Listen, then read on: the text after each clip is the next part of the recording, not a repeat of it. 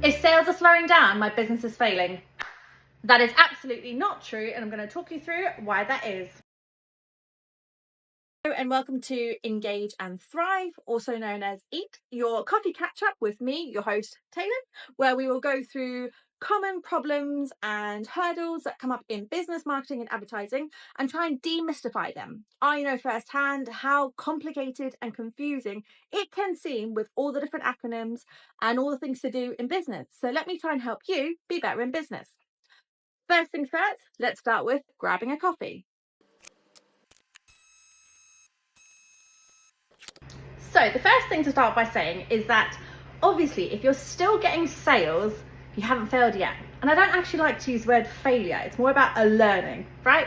But the reality is that sales go through peaks and troughs, and it can depend a lot of times on seasonality, what's happening in the market, what's happening with competitors. There's so many variables. What I would say though is if you are noticing that your sales are decreasing and it seems to be on a continuous decrease, then this is exactly the opportunity where you need to react and do something about it. So today we're actually going to go through a framework which will help in this situation, and there's lots of tools and frameworks to use. So this is just one example, and it gives you the ability to understand where your product or service is in its life, and then therefore what you should do next, how you should evolve or change or maybe put it to bed. As always, let's go through vocab. And the first one is product life cycle. So this is where you plot out your product or service from ideation to decline and understand where it is in its journey. We're going to go through this in depth in today's episode. The next one is early adopters. So this is where people start using your product or service way before mainstream. You really want this to happen. The next one is market saturation. So this is where demand levels off and competition is high. Brand evolution. So this is where your business or your branding will evolve, whether it's your messaging, whether it's your color palettes and tone, whether it's your logo, whether it's your service offering, you're having an evolution. USP, which is your unique selling point. I've touched on this a few times. It's what makes you different and why, which leads into market positioning. So this is how your business differentiates yourself against your competitors. And the final one is quite a sweet one, sunsetting a product or service. And this basically means when you decide it's time to retire that product or service. So you'll stop production or you'll stop the ability for someone to use that service offering. So as I mentioned, today we're going to go through a framework known as a product life cycle. I'm fully aware that it's called a product life cycle, but that doesn't matter. You can still use it for services, subscriptions, whatever it is. It's just a tool to plot out your products or services as to where they are in their journey of the life of them, of the life of that product, of the life of that service. So we're going to go through those stages today as the takeaways. And what I would say, just to start off with, is there's 4 key stages to go through. However, there is a debate about whether there's actually 5 key stages. And that 5th stage I will explain as part of stage 1. I'm not trying to be cryptic, I'll just explain how it makes sense. Number 1, R&D and Introduction. So this is a stage where some people like to split this off as 2 different stages or keep it as one. But to understand it is R&D is when you're doing all your research and development about a product or service that you want to launch, right? So at this stage, you're not doing anything. You're not telling anyone about it. You're not even potentially putting up landing pages. You're just trying to understand market research, target customer profiles, funds that you might need, how you're going to develop something, do you need a patent, whatever it is all the research and development, which is why a lot of people like to split that off completely separate to introduction, because introduction is when you're introducing that product or service to the market.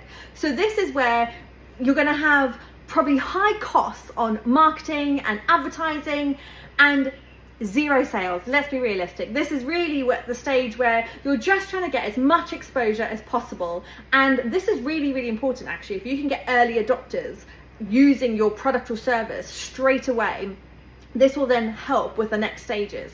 From a marketing perspective, this is where your content would focus around education and storytelling and brand positioning, because you really need people to understand who you are, what it's about, everything it's doing. And you may already have an established brand, so Again, this stage then is educating your audience about this new product or service. Why is it different to all your other offerings? Why would they want to buy this? And actually, if it's a new product or service, it's likely that it's a completely new demographic that you're going after, and that's why you've developed this product or service. To give you real life examples, Tesla's electric cars were in their R&D stage for years before they entered the market. Another example is Disney Plus. They were in the introduction stage for quite a while because they really need to establish themselves against huge competitors like Netflix. They obviously developed and came to market quite a lot later than Netflix. We're talking like a good few years. So they really had to start differentiating themselves and explaining why pick them? Why add another subscription to everything you're already paying? Another two examples that I love is obviously the stories of Uber and Airbnb. So again, the introduction stage for them was probably quite painful because they were so innovative and different, and people just didn't really understand about Uber and Airbnb and why you would use those services rather than using a traditional taxi or booking a traditional hotel, because they were obviously disrupting the markets. Number two, growth stage. So this is essentially where you start to get traction of your product or service. So you start to see a lot more sales, and this is where you start having the growing pains. So understanding like, okay, how do we scale? Or how do we offer in more countries? Or how do we offer more customer service hours? This is the part where it really, I suppose, make or breaks you in terms of going to the next phase, because obviously you need to make sure operations and demand can meet so you can fulfill that demand from your customers. This also may be a phase where more competitors are entering the market. So again, you need to keep strong on your brand positioning, how you're differentiating in the market. If you think of the likes of ChatGPT, right? They had been around for a while and then their growth just kind of took off. And they stuck with how they were different. They carried on evolving as they were growing. To give you some real life examples, Zoom was obviously around for quite a while in a growth stage, let's say, where it had a nice steady uptake, right? And then the pandemic hit and it absolutely exploded because people needed to continue having meetings and, you know, personal and business, and they had to keep up with that demand. There was a global pandemic. Another one that kind of exploded in their growth stage was TikTok. TikTok really took off, and I suppose the pandemic as well had something to do with that, but TikTok was really good at differentiating themselves from Instagram and Snapchat, and how really it was about real life and real content and not being this like perfected Instagram filtered content or Snapchat hidden stories thing. TikTok was very real, and their algorithm that they had designed was completely different to Snapchat and Instagram. So again, they had this ability to grow really quickly, keep up with the demand, and their target demographic was very much the younger audience. So they were aiming for a younger audience than Instagram, probably similar to Snapchat, but younger. And your marketing focus in this growth stage would really be around leveraging customer testimonials. I keep getting tongue twisted around that. Expanding your reach and really reinforcing your brand credibility. So what you stand for, what you're about. It's also things like if you have eco-friendly products or services, again, that reinforce that makes you different. That's what you're proud of. So this part is really, really shouting more and trying to get your voice out more. So if you can also get word of mouth going, great. Number three, maturity. So we've obviously all heard about being more mature, grow up, maturity when you grow up as an adult. And this is the same for your product or service. This is where they've grown up, they've reached maturity. So if you imagine the product life cycle is like a graph, right? And it's going up, and the introductory stage was the beginning, growth was like the steep curve, and now maturity is where you're kind of leveling off. So you're going into a straight horizontal line. That's the maturity stage. To go back to the misconception, this is where it's likely your product is in the maturity stage if you're starting to notice a fluctuation of sales.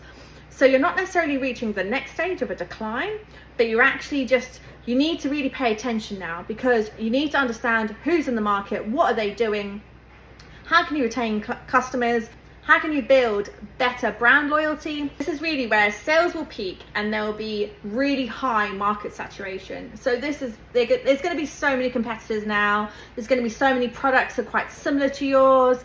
There's going to be, people almost having like pricing wars and trying to undercut each other. You don't want to be involved in that. You want to keep yourself established, understanding your brand positioning, but knowing where next you need to potentially pivot or diversify or evolve. So really you want to focus on your customers in this stage and keeping them engaged. So you want to pay attention to your customer feedback, especially their pain points. Is there things that you need to change or update? And as I mentioned, you want to build more brand loyalty. So how can you also create some customer loyalty programs or customer referral programs? You know, refer a friend, or how can you create those offers that your established customers are actually doing, increasing that awareness for you? And you may also think about tactics like upselling. So is there ability for people to upgrade your product or service? Or for example, you were selling a product, are there additional accessories you can sell that people can add on? Or could you offer them the ability that actually if they traded in their old product, they could get a new product? From a marketing focus, this is really important to pay attention, like I said, to customer loyalty, customer retention, whilst also trying to find new hooks and new opportunities. So you really need to understand what is happening with your competitors, and you really need to understand what your customers are saying about you and what your customers and what potential customers are saying about your competitors, because that's when you can continue to keep your brand positioning and establish yourself as a differentiator in the market. So obviously a lovely example is when people talk about how Netflix had evolved from being a DVD service to then becoming a streaming service. Great. They obviously reached maturity a couple of years ago, and the way that they've been able to kind of stay relevant and stay with getting more and more sales, obviously they've increased their pricing, which again is another tactic people can do. So they've gone down the route of creating their own original content, which keeps it fresh because no other streaming service has that content, and they've been very successful in it, and they've kept people hooked in by that. Which in the same context, it's quite interesting. A few months ago, Apple TV had done a promotion that you could use Apple TV for a whole weekend for free. No matter who you are, if you've used it before, if you're a new customer. Again, you can see they were trying to find an opportunity to leverage themselves against Netflix. Similar as well in the whole maturity stage. Another real life example, which you may not realize that they're doing it all the time, is McDonald's. McDonald's is huge, right? And McDonald's has to constantly make sure they're innovating and staying relevant, and especially where there've been so many documentaries about how unhealthy their food is or how it's sourced or whatever, and they keep going and they keep reinventing and they keep evolving. And if you think about the different products that they always sell and the way that they update and change their menu, and especially if you think about the localizing that they do, I mean, they have just become like the masters at localization of menus in local markets. So if you go to McDonald's, for example, in the UK versus the McDonald's in Thailand, the menu is completely different. There are a few things that are the same, but more or less it's a different menu, and it's really to adapt to that market. And then they keep evolving those menus within that local market. And the final one, number 4, is decline stage. Again, some people may call this renewal stage, but essentially, like I spoke about, if you're thinking about that graph, this is now where it's going to start going downhill. And this is not really where you want to be. This is not really where you want any of your products or services to be, but it happens. And so this is where sales are slowing down, market interest is slowing down, it's declining. So what do you do next? To reference back one of the vocab I mentioned earlier about sunsetting a product or service, this is it. This is where you need to make a decision. Do we continue? Do we try and renew it? So reinvent it or diversify it, or do we just put it to bed? To give you a real life example, straight up, if you think of the likes of Nokia.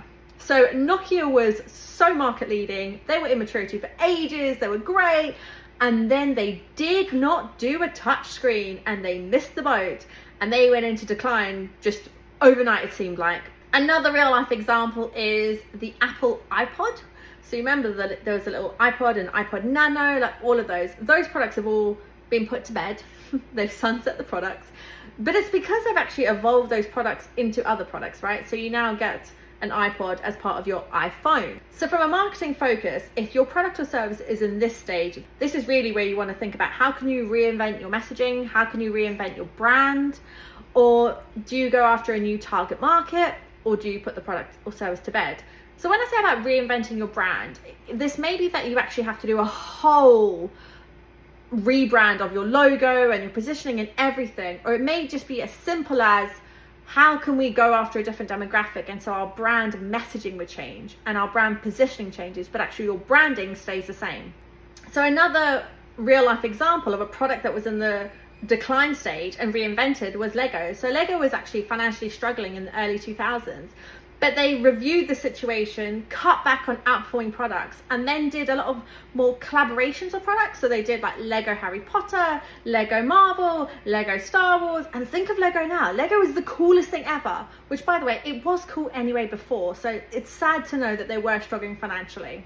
And so from a marketing perspective, this actually can sometimes be quite difficult in terms of tactics of how you do it. Are you winding down a product or service? So you still want that nice messaging going out to all your existing customers, but you need to think also how you want to then keep the messaging going with that existing customer.